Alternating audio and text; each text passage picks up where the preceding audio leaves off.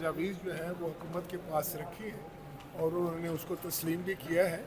और मैं समझता हूँ कि जो कुछ भी मारूजी हालात जो हैं मुल्क के, उसके तहत जो भी हम कर सकते थे, हमारी ये कोशिश थी पाकिस्तान पीपल्स पार्टी के लिए कि आवाम के लिए जितनी सहूलियात हम वह पहुँचा सकें करें। हमारे चेयरमैन साहब ने भी ये मीटिंग्स की, फिर हमारी कमेटी ने भी की।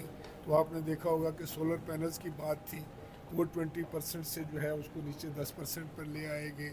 इसी तरीके से जो FBR का वो कानून जो था उसको भी काफ़ी मेलो डाउन किया।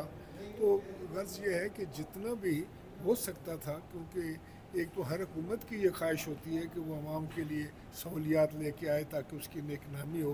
तो पाकिस्तान पीपल्स पार्टी का तो शुरू दिन से ही रहा है कि हम तो कई दफ़ा अपनी ताकत से बाहर चले जाते हैं आवाम को सहूलियात देने में, और यही हमारी ख्वाहिश थी।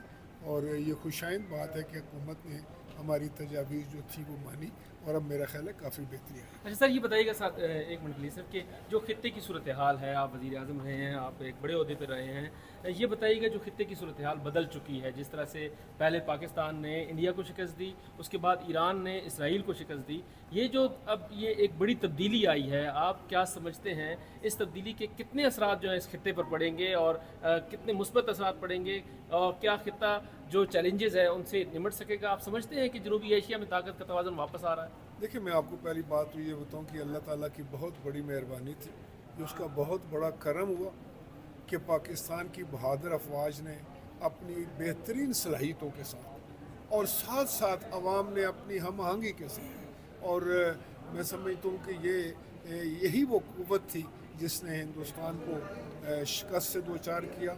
और मैं समझता हूँ कि इससे पाकिस्तान का नाम बहुत ऊंचा हुआ, पाकिस्तान की बड़ी इज़्ज़त और तकरीम हुई। आपने देखा कि आज खाए वो हमारे सियासी लीडर हों या हमारी अस्करी क़यादत हो, उनकी किस तरीके से पजीराई हो रही है। फील्ड मार्शल साहब जो हमारे सैयद आसम मुनीर साहब हैं, उनको जिस तरीके से पजीराई पूरी दुनिया में मिल रही है, उनकी सलाहियतों के जो है वो इतराफ़ किया जाए, ये हर पाकिस्तानी के लिए बात फ़ख्र बात है, और इस पर हमें अल्लाह का शुक्र अदा करना चाहिए।